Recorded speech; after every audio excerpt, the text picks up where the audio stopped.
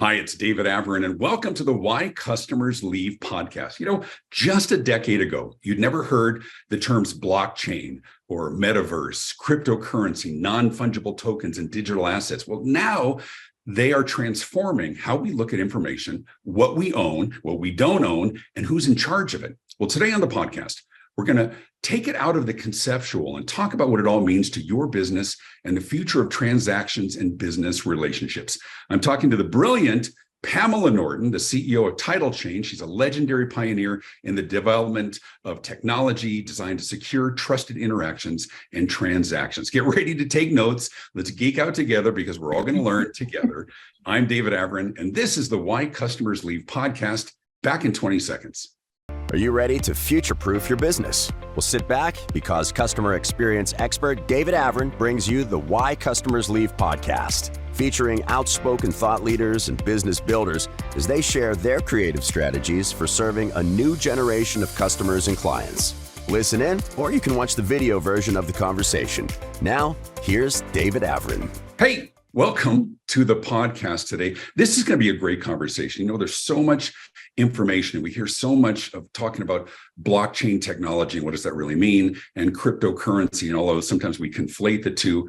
But I think for so many of us, it's sort of relegated to those ultra brilliant or entrepreneurial people who kind of get it. And the rest of us are kind of on the periphery. We're thinking this might be the future. Is this virtual reality? Which I will tell personally, I struggle with the idea of putting on the glasses because I'm so afraid that my brother's going to poke me with a stick or give me a gut punch or something because I can't see what's going on. Anyway, whole other subject. But today I invited Pamela Norton. She's an old friend and beyond brilliant. And she's going to help us really understand what it means today. I mean, there's no shortage of futurists who are talking about this, but I want to talk about what this means today. Pamela, welcome to the show. Thank you. Nice to see you. I'll give you a quick introduction so everybody understands who you are. But honestly, like record this or play it back or grab a pen and a piece of paper because we're going to try and make this really tangible for everybody else. Pamela Norton is an inventor, a creator, ideator, and the CEO of Title Chain, and founder of Borsetto Labs, which is a pioneer in technology to enable secure, trusted, decentralized AI and private computation at the edge. She's a proven builder of world-class disruptive technology solutions, specializing in startups and scale growth stages, way smarter than I am, Fortune 1000 companies. She's a founding member of Global Women in Blockchain, the AI Private Institute with Intel and Avast, and voted top 100 women in Web3 metaverse. Very impressive. Pamela, welcome to the show.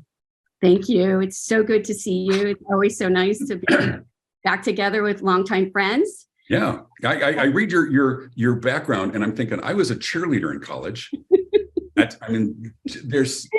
Sort of. So talk to us for a second. We hear a lot of these terms like Web3 and metaverse. Start macro and then let's get get micro. Give me the broad sense of where we are. And then I really want to bring it back to what do people need to understand about it in business? Yeah. So I love your intro and I love the little statement behind you that says why customers leave. And why customers will be leaving is they're going to be leaving for a Web3 world. And what that means is that we are going to be entering the internet with our wallet, okay? Our digital wallet. So today we go to all these websites, we give them all of our information stolen. We don't trust anyone or anything, right? So we have no trust, we have no transparency, and our data is completely all over the place, right? We own and control nothing. So that's why your customers are going to be leaving, right? And if you don't understand that we have a money revolution, a financial revolution, and an internet revolution taking place. And if you don't grasp what's happening because you're so fixated on people talking about crypto and a bunch of guys in their basement spinning up coins and you don't get it, you're going to be disintermediated. You're going to be done. And the technology is here. It's happening.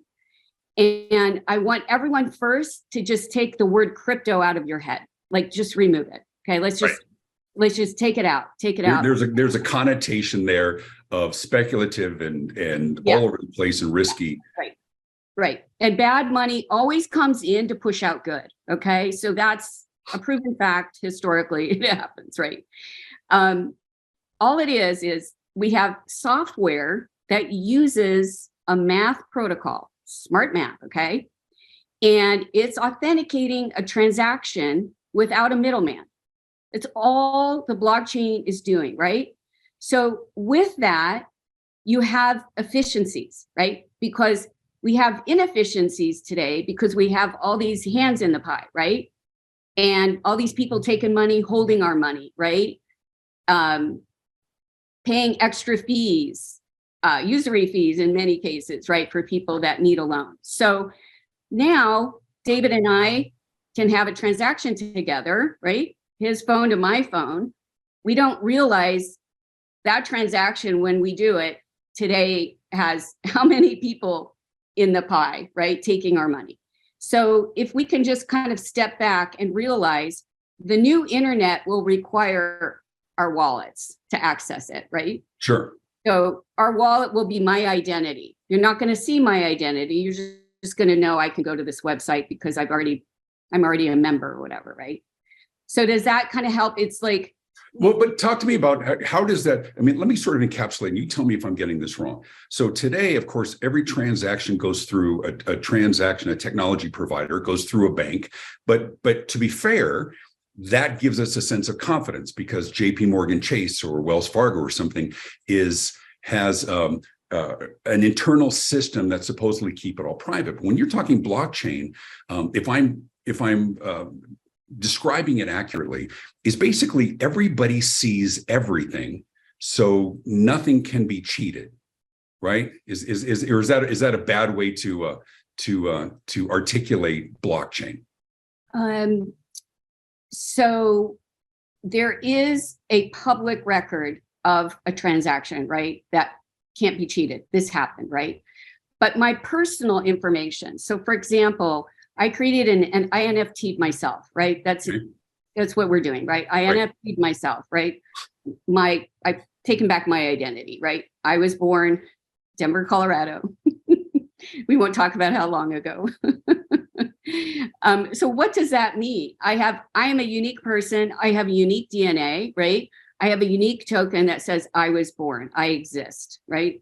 So with that, I now am taking back control of my identity, right? My personal information is not on the blockchain, but what's on there is this smart math that referenced that, yes, I was born. The state of Colorado says, yes, on this date I was born, right? So it's a way for us to take back control of our own data, right? Our own information. And the connections we have are one way, not multiple ways, right? So my login to a website is verified, but none of my information, personal information. So we have a personal data store. So just think of, you have your iCloud you pay for every month, right? You pay for your Google, right? I'm going to pay for a couple bucks a month for my own data, right? My health data, my identity, right? And then I determine, who I give that connection to say, yes, I want to share my health records, or yes, I want to share, right? Let me ask you a question though. So, but help me understand. So if you've NFT'd yourself, non-fungible token, you own your own your own identity. It doesn't mean that your identity is all of a sudden scrubbed from every other platform, or does it just say that anybody who tries to do something, they're not verified and you are, right? If somebody tries to impersonate you or use your other data, what does that accomplish to own your own? Because it doesn't scrub the internet, does it? Right. But it's a way, right now we have single sign-on, right? It's that easy sign-on, but Google and Facebook, they all have your information, right? With that single sign-on. Right. So there is an initiative, it's called self-sovereign sign-on that we have been working on for a long time. There's people that for the World Wide Web Consortium that have been trying to come up with standards. So I have my own self-sovereign identity, right? So instead of a single sign-on, it's going to be a self-sovereign sign-on, right? So I determine what information I might share with Google or I might share with Facebook. That's what's in the works right now. That's what's in the works. Okay. And it's significant because it's a game changer for all of us, right? From the standpoint of, I own not only my own data, but I own my digital assets, right? And a digital asset could be in a form of a cryptocurrency in my wallet. Hey, Mhm. I've got a little Bitcoin, or I have some other coins that do a job, just like owning software, it's just like owning shares in a company, right? But I now want to digitize my assets, right? So as a company, I have intellectual capital. I have patents and trademarks and copyrights, right? Sure. So we believe that's sort of the first entree of businesses coming in, taking control. So we're a digital asset registry based in Wyoming. Wyoming just passed another new law that recognizes digital assets as an ownership right. And we're setting up new companies, right? So you can set up an LLC or an LP or a corporation or a decentralized company, right? And that company can own those assets, right? In a new way. Because right now you have a PDF of a patent, right? You go and try to get a valuation on it. Six weeks later, a company comes back and says, hey, we've done some analysis. I'm going to give you another PDF that says your patent's worth, let's say, $1 million, right? How do I, as a business, leverage that, right? Right? Because I'll sit there and go to the bank saying, hey, I have this piece of paper that says my patent's worth this, and so what's revolutionary, and this is really hard conceptually for people to understand, Keep going though. Is that I now have this PDF that's in my wallet, that's an NFT, right? That says, hey, Title Chain owns this patent. Here's a valuation digitally from the blockchain that says, yes, this is worth $1 million, right? It's a third party validated, right? So now I want to go to a bank. There's a new finance opportunities that says, hey, Title Chain owns this. It's $1 million. Right. She's got revenue associated because she's licensing this, right? So it's a new way to license software that's cash flowing, right? So now all of a sudden, wait, the opportunities for banks to give money against, it's really, now I've created a hard asset, right, in my wallet. But it's interesting, the dichotomy though, because as you talk about a digital asset, but now it's a hard asset. Is it a hard asset because it's validated, because it's verified? Is the delta right now the fact that it needs to be recognized in addition to validated for people to understand? Because it's kind of the wild west, right? Everybody owns different things. There's question as to who owns what, repatriating artwork stolen in World War II. Are you saying that the whole digital asset is really a way of potential universal recognition of ownership and licensure that can be validated and verified? Yes. And that's the problem we've been out trying to solve for the past 7 years, is it begins with, who are you, right? Because we have lawsuits happening. We have people NFTing stuff saying, hey, you can't put that in the metaverse, right? And you have all these brands that are like, I don't know how to operate in the metaverse. But then I have copyrights, I have trademarks that I want to secure. So we title lock them. That's in essence what we're doing. We're saying, hey, you know what? Take back control of your IP. You want to lock them up. You want to validate. We have a reference that says, yep, actually, my copyright or my whatever is extended to the blockchain. So any applications that are using my technology, I'm covered as a company, as well as the metaverse, right? So it's a way to get ahead of this tsunami that's going to happen. And that's why we've been focused on IP, intellectual capital, because that's where it all begins for companies, right? Right. Well, yeah, but I think also what you do is I think you lend a significant layer of credibility. I think when most people outside of the people in the know, like yourself, who think NFTs are thinking like, why do I care if I can own this cartoon? Why do I care if I can own a tweet? The future isn't, I mean, there'll be a few who will speculate within that space. We're talking about real intellectual property for organizations to be able to confidently move forward with transactions and interactions, relationships, because things are documented and validated and verified. Yes? Correct. And this will help us accelerate the marketplace because companies are taking back their intellectual capital, and then they're determining how they want to license that. So they can attach smart contracts that say, hey, all right, David, I'm going to license, my IP to you for the next year. We have a contract. You have a wallet. You've been credentialed. You have the product activation ID. Your wallet every month pays mine, right? So what does it matter? Do I want to be paid in something that's pegged to the US dollar or something that's, I want to be paid in Bitcoin? It's just a money conversion. Sure. It's what we've done for centuries, right? It's just the next generation. software. But is part of the value of that being able to, because I'm one who has intellectual property myself. Yeah. I have assets that I license. I have my Morning Huddle video series. Does it also give you the ability to turn that off at the end of a contracted period? Yeah. So it's all in what you've agreed upon, right? Right. So you're like, hey, the terms are done. We're over, right? Maybe it's a new one. You say, hey, I'm a little more expensive now. I mean, just think about yourself. You say, okay, I'm David and I have how many hours of time, the billable time I want to go and I'm my consulting or my speaker time, right? Sure. So we have a David coin, right? You spin up your own token yourself to say, each token is worth $20,000 and I have 10 that I'm going to issue this year, right? Sure. So that way it's like everything's encapsulated in that one token with your smart contract. We're using real world contracts, right? And that are covered in 160 countries by, arbitration, precedents, law. That was one of my questions. So this is currently recognized and growing, I would assume. Yes.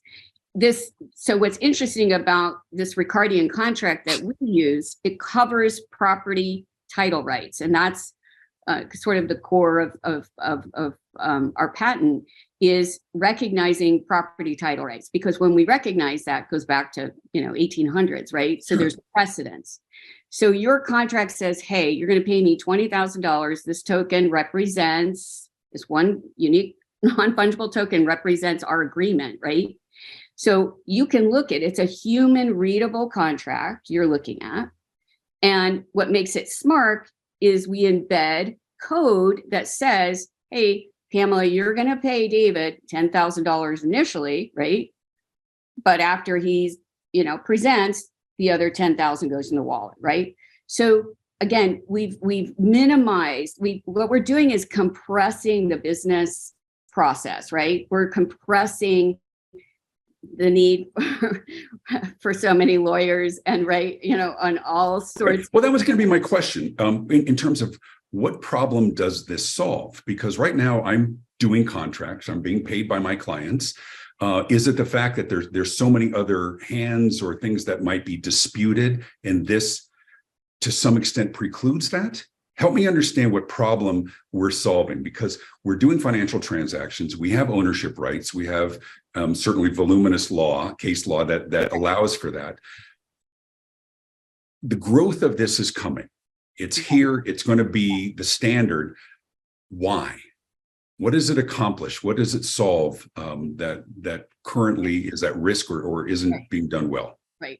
So first, we ensure that trust, right? So I don't need to call a couple of people saying, hey, is David really who he is and all this, right? Got it. Yeah. So you are who you are. I know I'm paying the wallet that's been credentialed and verified, and that you actually own that particular IP or whatever it is that you're going to provide for me.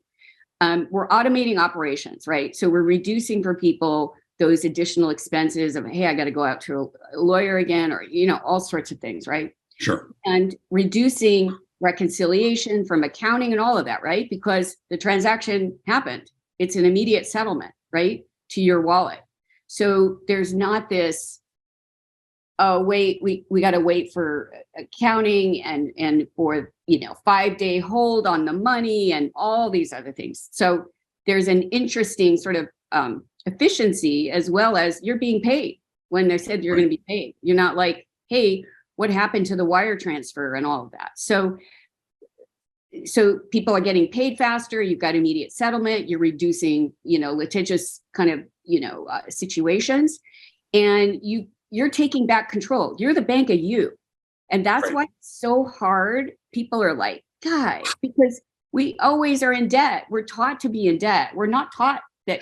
But more than that, Pamela, we're taught to trust the experts who know this. I mean, that the devil's advocate would be, okay, if we're eliminating lawyers and accountants, who's protecting our vulnerabilities for things that maybe we have a lack of expertise?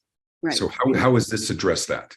And that's what the premise of the blockchain is. It's a machine of trust, right? So I can go back to the ledger, and if I need to come after you and whatever, right? Right. It's all documented. It's like, this happened, right? So we will move more to automated bots that will do arbitration instead of people having to go into court, so there's going to be efficiencies there, right? So do me a favor, give me 60 seconds on blockchain. For those who think they understand it, they sort of don't. I've heard a variety of analogies. How would you describe, if you had 60 seconds, here's what the blockchain is? So to me, the blockchain is a machine of trust, right? So it's, again, in essence, taking smart math, right? It's decentralized, which means you have computers all over the world. They don't know each other, cannot work together because they all have some smart math running. They're called miners, right? And that job of that computer is to solve a problem, to win a prize. They get rewarded to say, oh, this transaction we just had, right?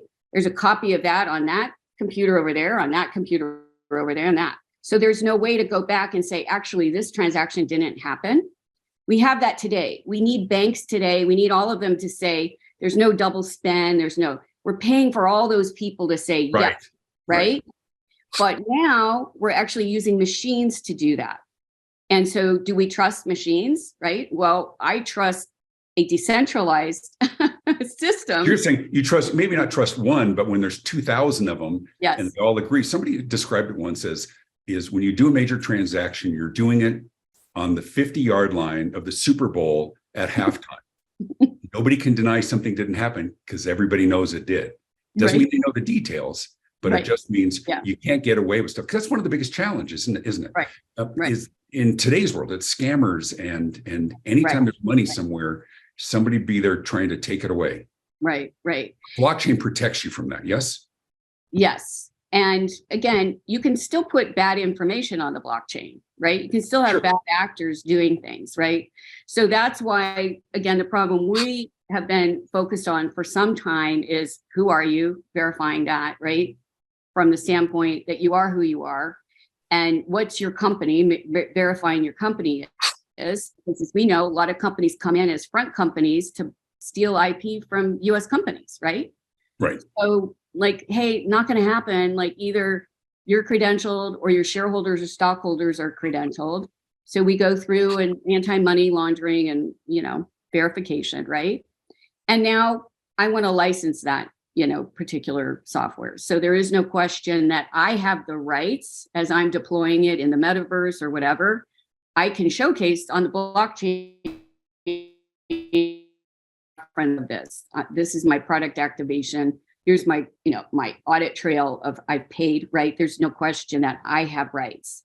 So it is, an audacious, crazy problem we're trying to solve. But I'm so excited today because we finally have the technology in place to really solve this at scale, right? Because that's always the problem is. Right. Well, that's the initial problem, is scaling. The other one is adoption and education, which is what you're doing here today and the work that you do with your company. I was listening to, I think it was Gary Vaynerchuk was talking about NFTs. And of course, he's played in that space quite a bit. But he says, ultimately, everything's going to be, so your concert tickets are going to be NFTs, right? Which makes a lot of sense, more than the cartoon that you hope will gain in value.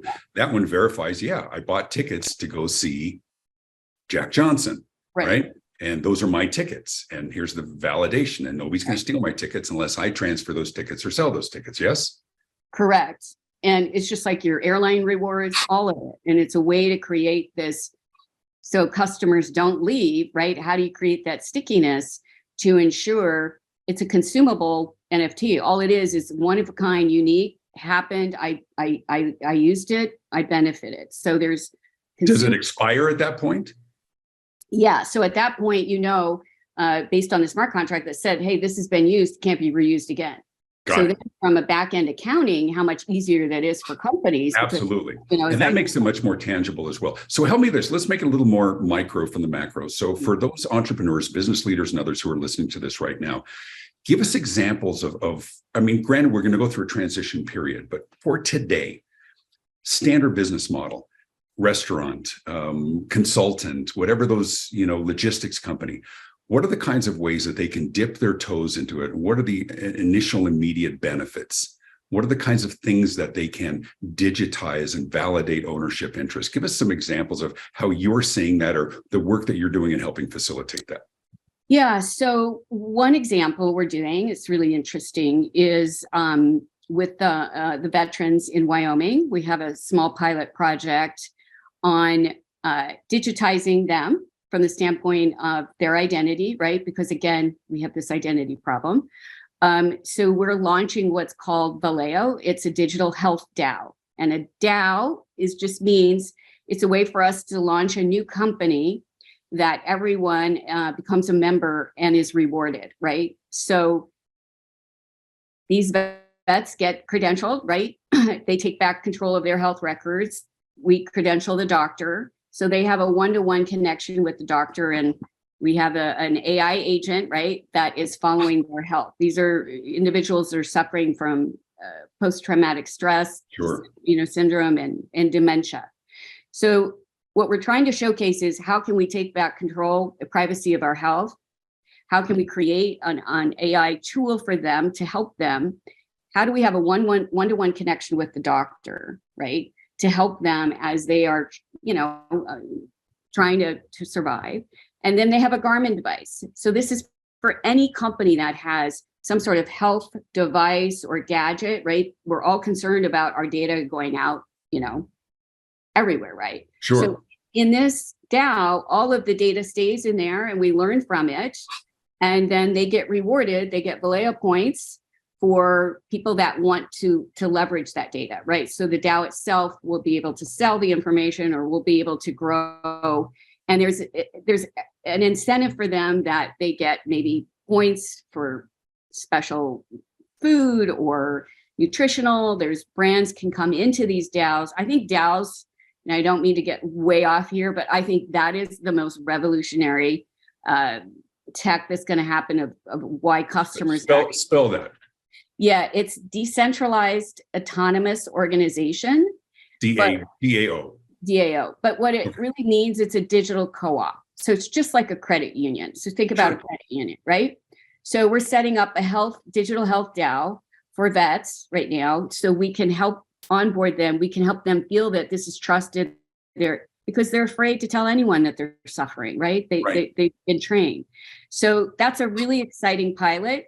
And I think for anyone in the healthcare space, anyone that's providing devices or nutritional or whatever, it's a good way to look at how can I set up my company or how can I set up a new member organization that rewards people. And the data from that we're garnering from that device is not only secured and trusted using the blockchain, but we can monetize it where everyone wins versus, right now, big tech. Right.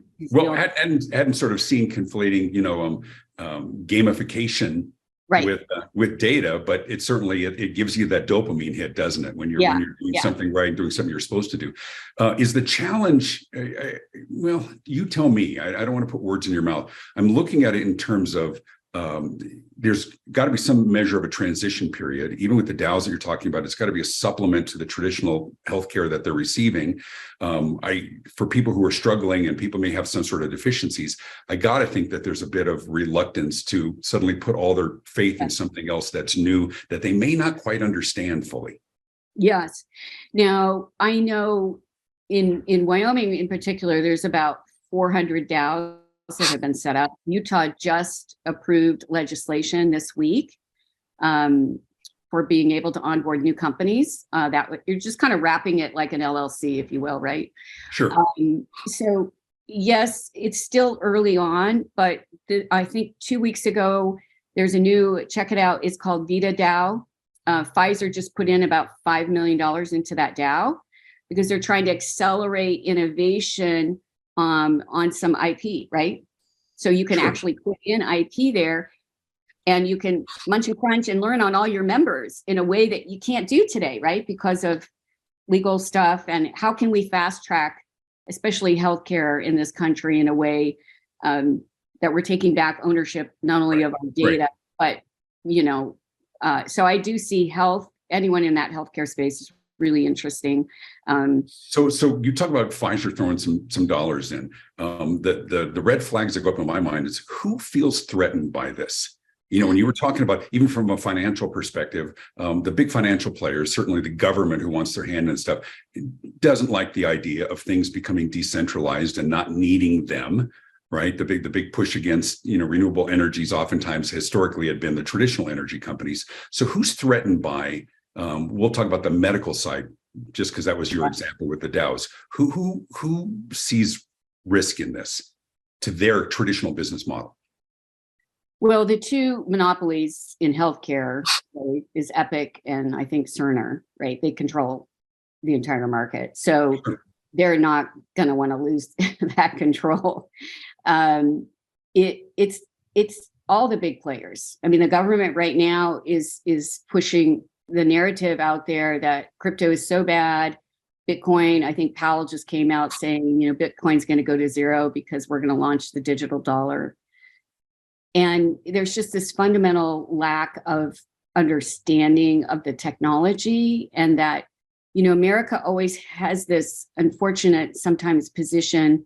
We're last to accept new protocols when the rest of the world is moving forward. The rest of the world is moving forward. And you just got back from Dubai, and they are screaming innovation over there right now. I mean, it's just, and we say everyone wants the dollar. And, when we do flip the switch, they're going to want the digital dollar. And I'm like, it's an inflationary play. Right. People want a deflationary asset, which Bitcoin it's a separate conversation there. But but I think it's important that you noted that, because I think in many people, Bitcoin is the conversation. And is that part of your challenge from a communication perspective of separating out what's happening in the volatility of a particular cryptocurrency doesn't negate the potential, the phenomenal future, I think de facto future of what blockchain and crypto and Web3 and all of that promises? Because I'm talking about real world assets. You're going to get a unique token to any of your real world assets, right? And then you're going to have them in your portfolio, in your phone. You're going to look at what's my, hey, I might have $1 million wine collection or whatever, right? I might want to have people buy into that, right? Like, why aren't all of your assets part of your portfolio, right? You get a better loan, So that's the future, right? I mean, that's really helpful. Keep going. That to me is clicking much more so. The whole idea of all these fake assets. You can own a tweet. This is saying digitize the things that you already have to validate ownership. Right, exactly. I mean, and so I might own a fleet of Teslas, right? That might be my business, right? I've tokenized all those Teslas for money. They're autonomously picking up people or whatever. That I'm going to look, hey, what's my business assets doing today? Because they all have wallets. They're all getting paid, right? They're working for me, right? Or for, whatever type of company I have. So when you think about, all we're doing is taking a software protocol, right? Relating it to, we're creating a digital twin, right, of that asset. Right. And that asset's going to be cash flowing, right? So I've been in front of Congress. I've been in front of, the select committee. I was in front of, House and Finance. I've been telling this message, trying to get the government to understand what we did with the petrodollar years ago, right? We forced everyone to buy in US dollars, right, for oil. And I said, if you understand, we have 31 trillion in intangible assets. It's a net new that can be coming on chain, right? If we force, by default, everything pegged to the US dollar, and then people transact however they want later on, right? What happens from a GDP perspective? You look at net new assets coming in. I don't understand how they don't grasp that and embrace it, because you're going to have 280 trillion in physical that's going to be going on chain, right? Right. So now we have this technology And what does it matter if you're pegging to a US stable coin or a Wyoming stable coin? You're issuing bonds, you're issuing all sorts of assets, right? That can have more of a hard, tangible ownership. And you have a ledger that's immutable. That's like, hey, what happened here? What happened here? Right? You know. So, how much are they driven by what they're seeing in headlines or volatility, Bitcoin? Because I remember watching. Hoping that Congress understands it is a folly. Just watch Mark Zuckerberg testifying before Congress, and you get the sense of how fundamental they don't understand. And when senators saying, well, how are you making money? And Mark Zuckerberg's like, we sell ads. That's how we, but people are, you're doing this, and then they're delivering ads, and people are, well, that's our business. That's what we, and you just knock your head. Where are you in that, as one of the messengers, as one of the emissaries for this? Where's your optimism? So I'm optimistic in that we've just joined the Digital Asset and Cryptocurrency Association. There are probably about 100 plus members strong of American companies here, really trying to work both sides of our government in really trying to educate that it is not a place for us to come from fear. I believe every state should be issuing their own stablecoin, right? Because each state has their own assets, right? And that kind of takes us back to how we began as a country, right? It was really state driven and not so much federal money printing. Money, right, that's true. Right? And so if we could go more back to that model of, we have, every state has, tremendous amount of assets, and look at creating real value from those, then there's something really behind the dollar. Does that make sense? Right? Because now it's just a printing machine, and we went off the gold standard, right? So then it's just floating around. So now if we have these tokenized, these real world assets that and it's tied to something, of value, right? Value. And China sees it. China's been on it for the past 4 years. They're all making deals right now. They're on a new payments rail. The internet has a new payment system. It's called the blockchain. And you have to be able to speak blockchain. It's a language. And our financial system doesn't speak blockchain, right? It doesn't. And so we have this translation issue. And that's why you need that stable coin to kind of come up in and out, right, of our traditional world into a blockchain world. So it's, we've been, I think for 4 years, they've been working on the US digital dollar, which, I have a concern about that, but that's for another day. Right. But I do believe that states should issue their own US stable coin and back it to their state assets. And then you have a institutional one that's just the institutions that have a digital dollar to value it. But what would happen if we had 31 trillion in new tangible assets that are monetizable, and that people can get better loans? There's more liquidity, right? For companies to say, hey, I need to now go and spend and hire this amount to onboard these new team members to NFT a membership or whatever, right? Right. And so in your mind, this is an inevitability. It's just a matter of what's the process to get there and how long is it going to take? Right. And we're behind. And quite frankly, everyone that I know in the industry has left the United States because, right. And, you remember, like, what did we do with protocols for network protocols, for phones, like all of that? Nokia, everybody was ahead, right? Everyone in Europe is ahead on payments. In Asia, I think Asia is going to explode this year. As you know, Dubai is exploding in the metaverse. So they're investing, and we are just fighting and making fun. And when the discourse in Washington, even on the state level, is it's not one that that bodes well for progress on any front. But that's a whole other conversation. Yeah. All right, real quick, because we're going a little bit over, but I think it's fascinating. We're going to follow up because I have other questions about Web3 and and everything else as well. Quick speed round. So you're talking about what's happening with China and others who are ahead of this. Give me a dystopian view of America screwing this up. What's a dystopian view of us being late and being left behind?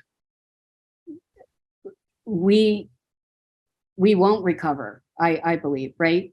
I think we will be like how what is it? What happened to England, right? They said the sun never set on a British colony. Like the sun will set on us, right? You look at the Roman Empire, you look at the ego is the enemy, right? That is, and we have this, the almighty dollar.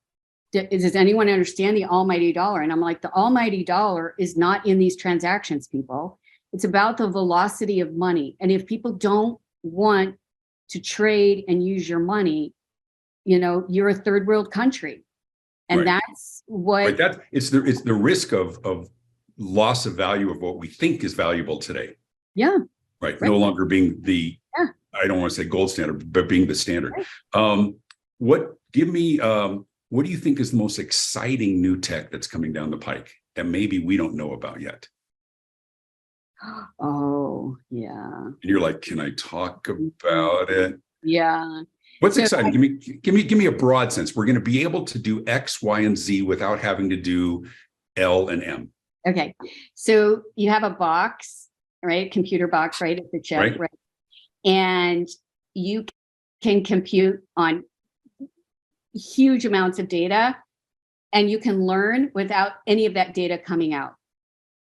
Because today, where the data gets stolen, it gets when it's transferred or whatever. So it's so crazy. It's called homomorphic encryption. So you can actually learn on data that you don't actually take out of the box. It sounds like so crazy and so like sci-fi, but that is to me the biggest, and we can do it at scale. So this new chip that's coming out will be it's being deployed this year. It's an Intel chip, and quick. And at what point are we going to be able to plug it into our neck? That's download skills, because like I want to learn to play the guitar, but I just want to download it and then just be really good at it. Right. And I just want to make sure that before that chip goes in, that I own and control that chip. So that you make money every time that makes sense. Yeah. Listen, absolutely fascinating. I will freely admit that some of it is still a little bit over my head, but I'm farther along. I think all of us are farther along. Pamela Norton, once again, I want to really quickly give you a plug. You are the CEO of Title Chain. If people want to learn more, if they want to get involved, if they want to look at you as a potential advocate partner, how do they get in touch with you? The best way for me right now is on LinkedIn. So I'm Pamela Norton on LinkedIn. And that's really the only channel I'm active on right now. How many other Pamela Nortons? Do you have a website that you can give out? Titlechain.world. And that's a whole nother conversation. On how people, will be entering the, that's a whole nother conversation. Cool. That's great. It's good. Listen, hang on, because you and I will connect on the other side. I appreciate that. Like a million questions we didn't even get to, so it gives us an excuse to connect again. You can, I just want to remind everybody that you can pick up a copy of my book, The Morning Huddle. I'm going to find a way to tokenize this. Powerful customer experience conversations to wake you up and shake you up and win more business. It all came from a video series I created that is my digital asset. So I'm going to follow up with you on much of this as well. You can also get all of my books. Everything is available on Amazon. Be sure to click to like this podcast, subscribe. You'll get notifications. Click the little bell icon. You'll get notifications of new episodes when they come out. You can learn more about my speaking, my consulting on customer experience at davidavrin.com.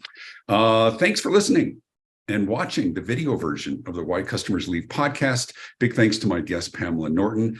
I'm David Avrin. Be good. This has been the Why Customers Leave podcast with David Avrin. Be sure to leave a comment and click the like button. You can listen to or watch past episodes and be notified of future ones by hitting the subscribe button on your favorite podcast platform, or check them out on David Avrin's YouTube channel. David's popular books are all available online and also in Kindle and audiobook form as well. You can learn more about David's keynote speaking and business consulting at davidavrin.com.